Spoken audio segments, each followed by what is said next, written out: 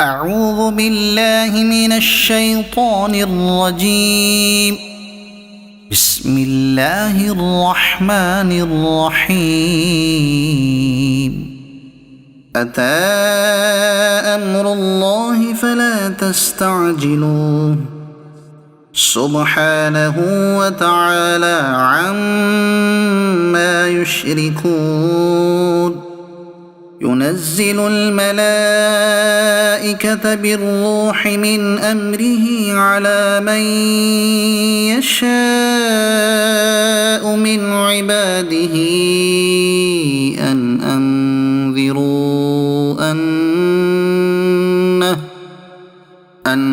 أنذروا أنه لا إله إلا أنا فاتقون. خلق السماوات والأرض بالحق تعالى عما يشركون. خلق الإنسان من نطفة فإذا هو خصيم مبين. والأنعام خلقها لكم فيها دفء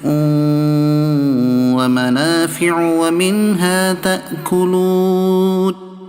ولكم فيها جمال حين تريحون وحين تسرحون.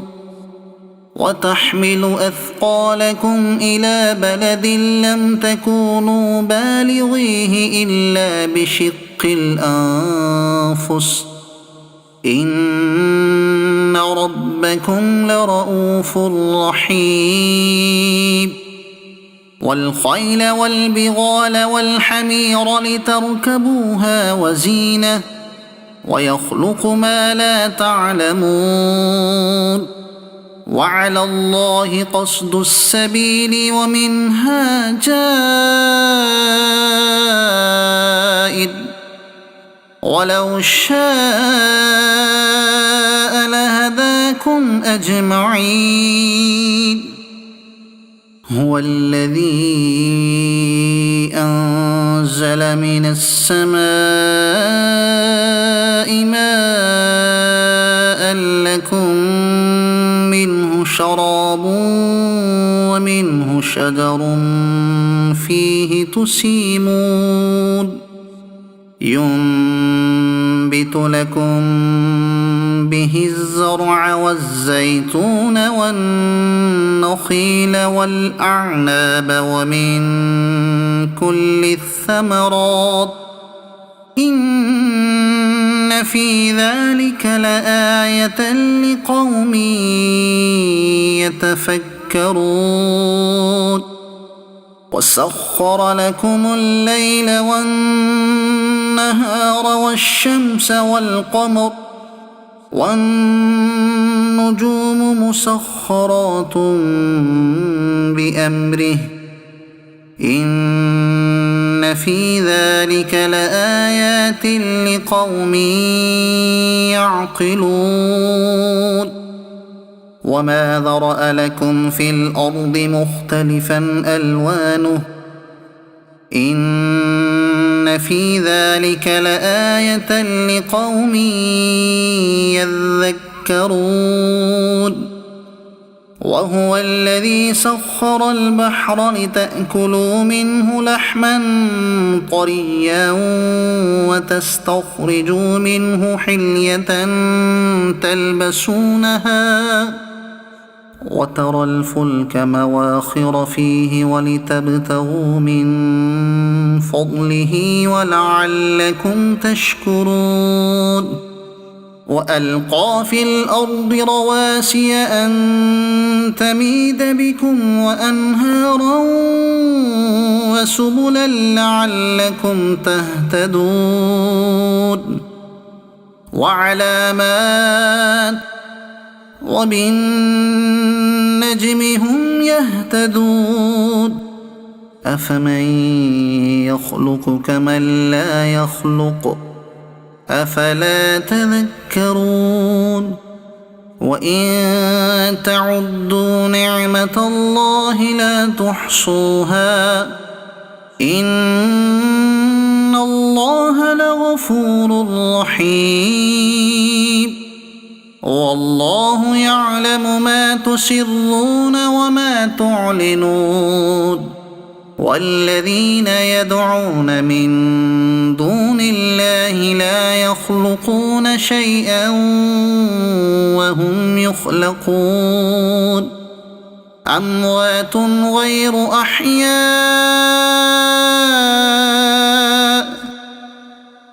وما يشعرون أيان يبعثون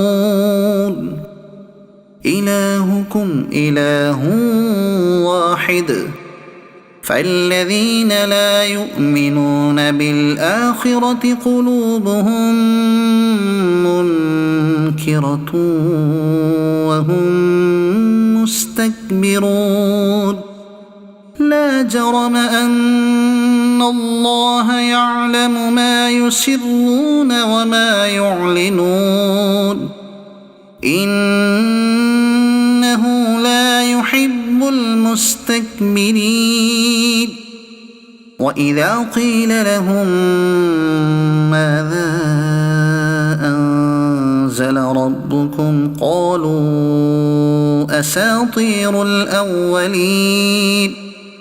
ليحملوا أوزارهم كاملة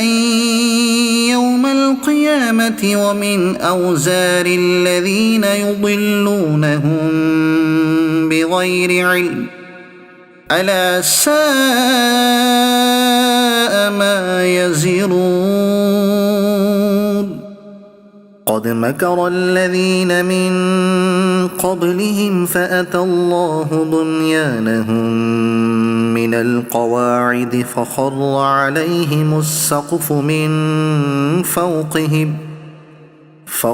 عليهم السقف من فوقهم وأتاهم العذاب من حيث لا يشعرون ثم يوم القيامة يخزيهم ويقول أين شركائي الذين كنتم تشاقون فيهم قال الذين أوتوا العلم إن الخزي اليوم والسوء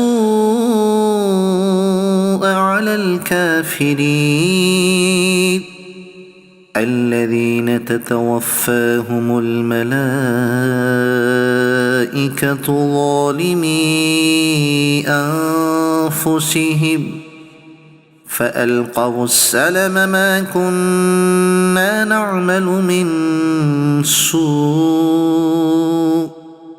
بلى إن الله عليم بما كنتم تعملون فادخلوا أبواب جهنم خالدين فيها فلبئس مثوى المتكبرين وقيل للذين اتقوا ماذا أنزل ربكم قالوا خيرا للذين أحسنوا في هذه الدنيا حسنة ولدار الآخرة خير ولنعم دار المتقين جنات عدن يدخلونها تجري من تحتها الأنهار لهم فيها ما يشاءون كذلك يجزي الله المتقين الذين تتوفاهم الملائكة طيبين يقولون سلام عليكم ادخلوا الجنة بما كنتم تعملون هل ينظرون إلا أن تأتيهم الملائكة أو يأتي أمر ربك كذلك فعل الذين من قبلهم وما ظلمهم الله ولكن كانوا أنفسهم يظلمون فأصابهم سيئات ما عملوا وحاق بهم ما كانوا به يستهزئون وقال الذين أشركوا لو شاء الله ما عبدنا من دونه من شيء نحن ولا آباؤنا ولا حرمنا من دونه من شيء كذلك فعل الذين من قبلهم فهل على الرسل إلا البلاغ المبين ولقد بعثنا في كل أمة رسولا أن اعبدوا الله واجتنبوا الطاغوت فمنهم من هدى الله ومنهم من حقت عليه الضلالة فسيروا في الأرض فانظروا كيف كان عاقبة المكذبين إن تحرص على هداهم فإن الله لا يهدي من يضل وما لهم من ناصرين وأقسموا بالله جهد أيمانهم لا يبعث الله من يموت بلى وعدا عليه حقا ولكن أكثر الناس لا يعلمون ليبين لهم الذي يختلفون فيه وليعلم الذين كفروا أنهم كانوا كاذبين إنما قولنا لشيء إذا أردناه أن نقول له كن فيكون والذين هاجروا في الله من بعد ما ظلموا لنبوئنهم في الدنيا حسنة ولأجر الآخرة أكبر لو كانوا يعلمون الذين صبروا وعلى ربهم يتوكلون وما أرسلنا من قبلك إلا رجالا نوحي إليهم فاسألوا أهل الذكر إن كنتم لا تعلمون بالبينات والزبر وأنزلنا إليك الذكر لتبين للناس ما نزل إليهم ولعلهم يتفكرون أفأمن الذين مكروا السيئات أن يخسف الله بهم الأرض أو يأتيهم العذاب من حيث لا يشعرون أو يأخذهم في تقلبهم فما هم بمعجزين أو يأخذهم على تخوف فإن ربكم لرؤوف رحيم أولم يروا إلى ما خلق الله من شيء يتفيأ ظلاله عن اليمين والشمائل سجدا لله وهم داخرون ولله يسجد ما في السماوات وما في الأرض من دابة والملائكة وهم لا يستكبرون يخافون ربهم من فوقهم ويفعلون ما يؤمرون وقال الله لا تتخذوا إلهين اثنين إنما هو إله واحد فإياي فارهبون وله ما في السماوات والأرض وله الدين واصبا أفغير الله تتقون وما بكم من نعمة فمن الله ثم إذا مسكم الضر فإليه تجأرون ثم إذا كشف الضر عنكم إذا فريق منكم بربهم يشركون ليكفروا بما آتيناهم فتمتعوا فسوف تعلمون ويجعلون لما لا يعلمون نصيبا مما رزقناهم تالله لتسألن عما كنتم تفترون ويجعلون لله البنات سبحانه ولهم ما يشتهون وإذا بشر أحدهم بالأنثى ظل وجهه مسودا وهو كظيم يتوارى من القوم من سوء ما بشر به أيمسكه على هون أم يدسه في التراب ألا ساء ما يحكمون للذين لا يؤمنون بالآخرة مثل السوء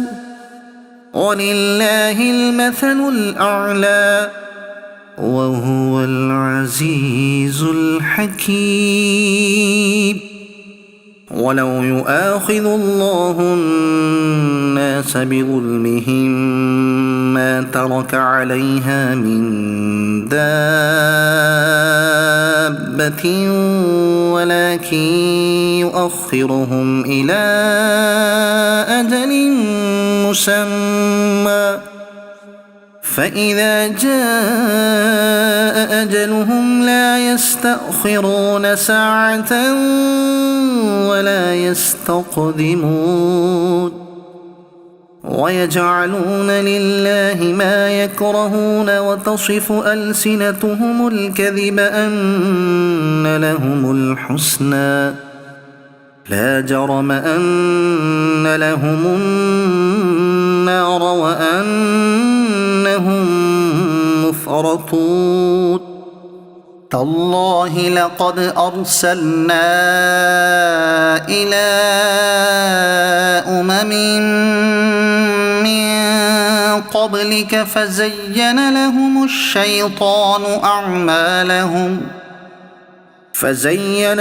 الشيطان أعمالهم فهو وليهم اليوم ولهم عذاب أليم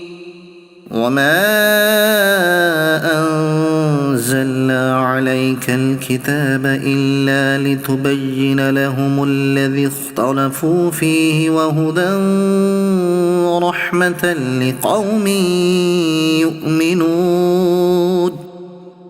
والله أنزل من السماء ماء فأحيا به الأرض بعد موتها إن في ذلك لآية لقوم يسمعون وإن لكم في الأنعام لعبرة نسقيكم مما في بطونه من بين فرث ودم لبنا خالصا سائغا للشاربين ومن ثمرات النخيل والأعناب تتخذون منه سكرا ورزقا حسنا إن في ذلك لآية لقوم يعقلون وأوحى ربك إلى النحل أن اتخذي من الجبال بيوتا ومن الشجر ومما يعرشون ثم كلي من كل الثمرات فاسلكي سبل ربك ذللا يخرج من بطونها شراب مختلف ألوانه فيه شفاء للناس إن في ذلك لآية لقوم يتفكرون والله خلقكم ثم يتوفاكم ومنكم من يرد إلى أرذل العمر لكي لا يعلم بعد علم شيئا إن الله عليم قدير والله فضل بعضكم على بعض في الرزق فما الذين فضلوا براد رزقهم على ما ملكت أيمانهم فهم فيه سواء أفبنعمة الله يجحدون والله جعل لكم من أنفسكم أزواجا وجعل لكم من أزواجكم بنين وحفدة ورزقكم من الطيبات أفبالباطل يؤمنون وبنعمة الله هم يكفرون ويعبدون من دون الله ما لا يملك لهم رزقا من السماوات والأرض شيئا ولا يستطيعون فلا تضربوا لله الأمثال إن الله يعلم وأنتم لا تعلمون ضرب الله مثلا عبدا مملوكا لا يقدر على شيء ومن رزقناه منا رزقا حسنا فهو ينفق منه سرا وجهرا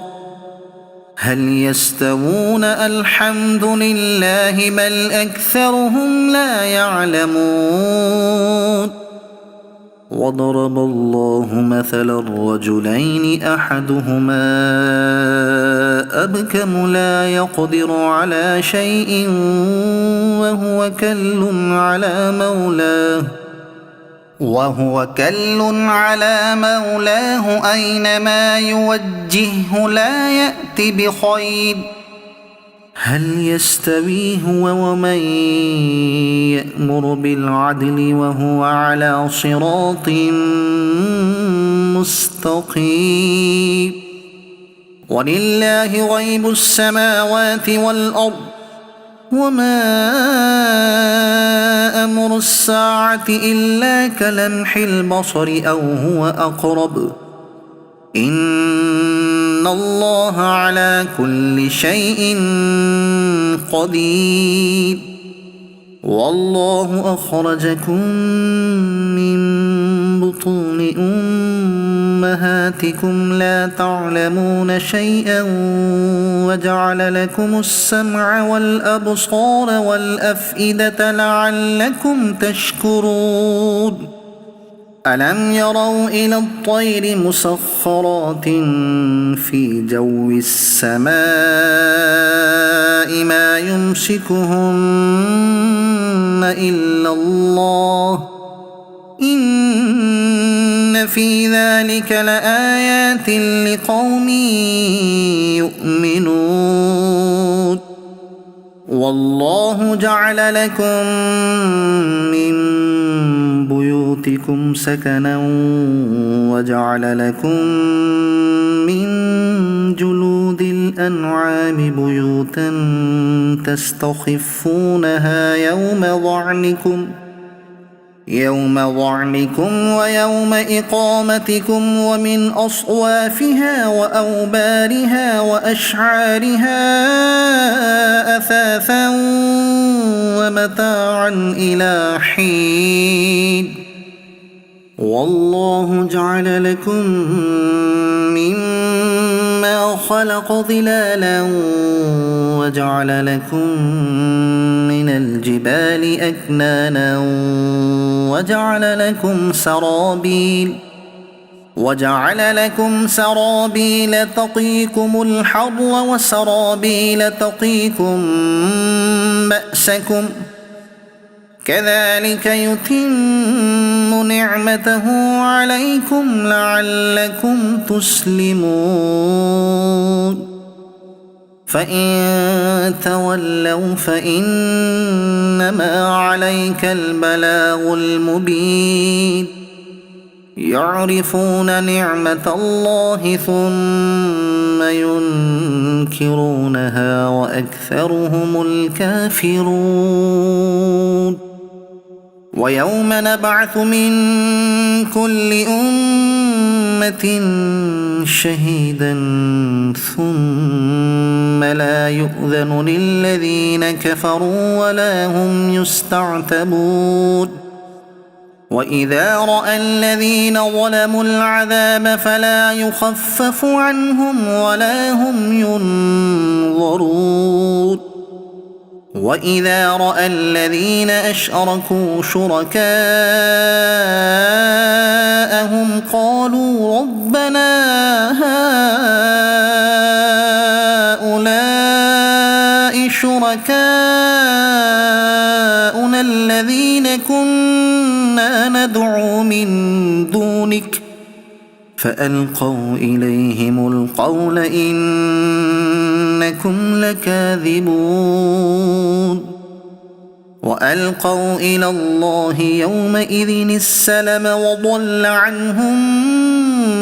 ما كانوا يفترون الذين كفروا وصدوا عن سبيل الله زدناهم عذابا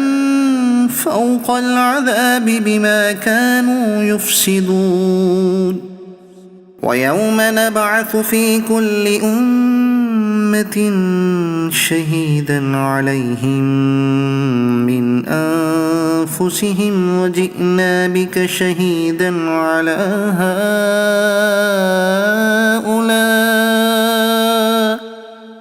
ونزلنا عليك الكتاب تبيانا لكل شيء وهدى ورحمة وبشرى للمسلمين إن الله يأمر بالعدل والإحسان وإيتاء ذي القربى وينهى عن الفحشاء والمنكر والبغي يعظكم لعلكم تذكرون وأوفوا بعهد الله إذا عاهدتم ولا تنقضوا الأيمان بعد توكيدها وقد جعلتم الله عليكم كفيلا إن الله يعلم ما تفعلون ولا تكونوا كالتي نقضت غزلها من بعد قوة أنكاثا تتخذون أيمانكم دخلا بينكم أن تكون أمة هي أربى من أمة إنما يبلوكم الله به وليبينن لكم يوم القيامة ما كنتم فيه تختلفون ولو شاء الله لجعلكم أمة واحدة ولكن يضل من يشاء ويهدي من يشاء ولتسألن عما كنتم تعملون ولا تتخذوا أيمانكم دخلا بينكم فتزل قدم بعد ثبوتها وتذوقوا السوء بما صددتم عن سبيل الله ولكم عذاب عظيم ولا تشتروا بعهد الله ثمنا قليلا إنما عند الله هو خير لكم إن كنتم تعلمون ما عندكم ينفد وما عند الله باق ولنجزين الذين صبروا أجرهم بأحسن ما كانوا يعملون من عمل صالحا من ذكر أو أنثى وهو مؤمن فلنحيينه حياة طيبة ولنجزينهم أجرهم بأحسن ما كانوا يعملون فإذا قرأت القرآن فاستعذ بالله من الشيطان الرجيم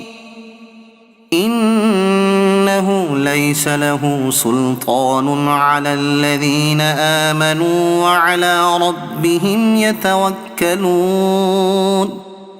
إنما سلطانه على الذين يتولونه والذين هم به مشركون وإذا بدلنا آية مكان آية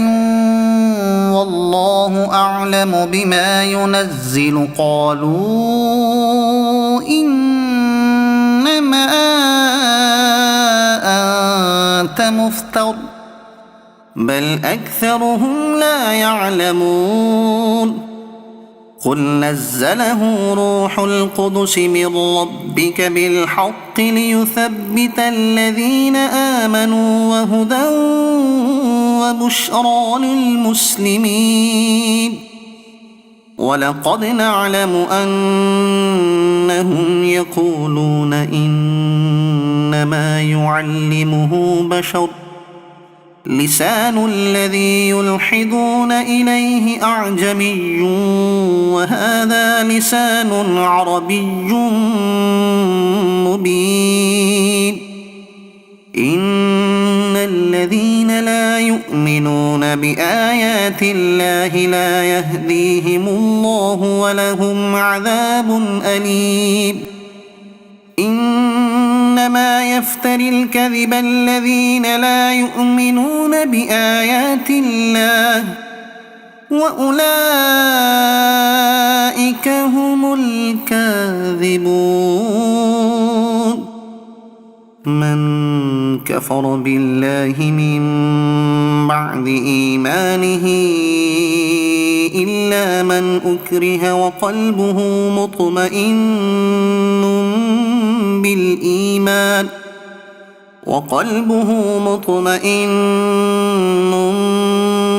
بالإيمان ولكن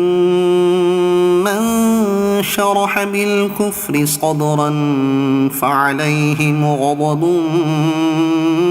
من الله ولهم عذاب عظيم. ذلك بأنهم استحبوا الحياة الدنيا على الآخرة وأن الله لا يهدي القوم الكافرين. أولئك الذين طبع الله على قلوبهم وسمعهم وأبصارهم وأولئك هم الغافلون. لا جرم أنهم في الآخرة هم الخاسرون. ثم إن ربك للذين هاجروا من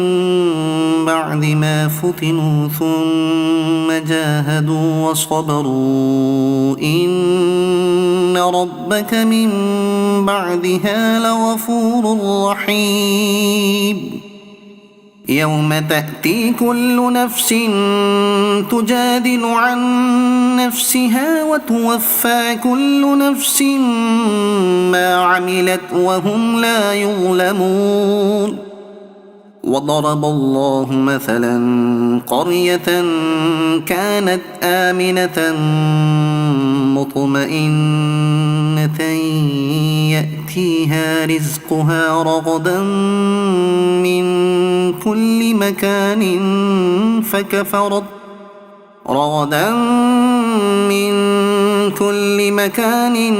فكفرت بأنعم الله فأذاقها الله لباس الجوع والخوف بما كانوا يصنعون. ولقد جاءهم رسول منهم فكذبوه فأخذهم العذاب وهم ظالمون. فكلوا مما رزقكم الله حلالا طيبا واشكروا نعمة الله إن كنتم إياه تعبدون. إنما حرم عليكم الميتة والدم ولحم الخنزير وما أهل لغير الله به فمن اضطر غير باغ ولا عاد فإن الله غفور رحيم. ولا تقولوا لما تصف ألسنتكم الكذب هذا حلال وهذا حرام لتفتروا على الله الكذب. إن الذين يفترون على الله الكذب لا يفلحون. متاع قليل ولهم عذاب أليم. وعلى الذين هادوا حرمنا ما قصصنا عليك من قبل وما ظلمناهم ولكن كانوا أنفسهم يظلمون.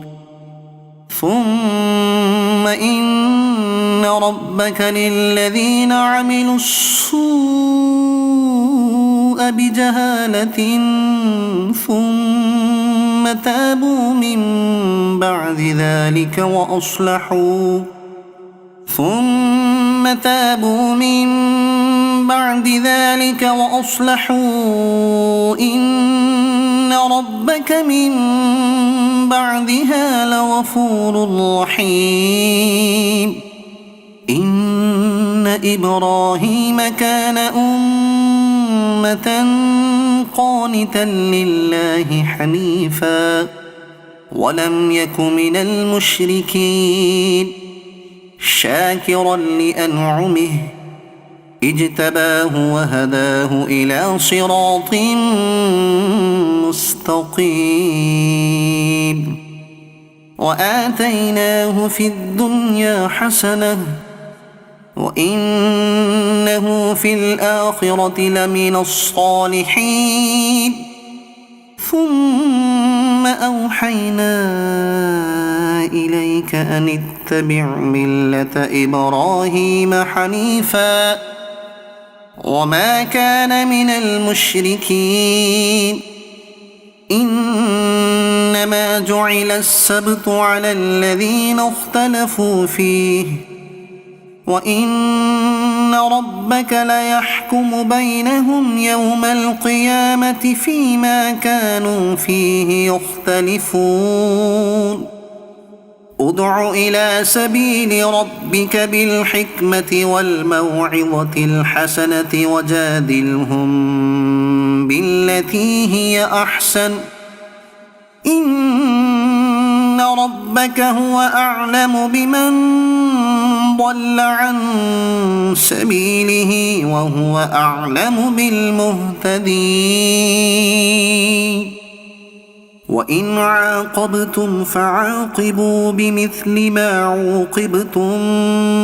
به ولئن صبرتم لهو خير للصابرين واصبر وما صبرك إلا بالله ولا تحزن عليهم ولا تك في ضيق مما يمكرون إن الله مع الذين اتقوا والذين هم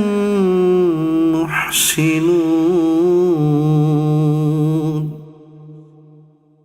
صدق الله العظيم.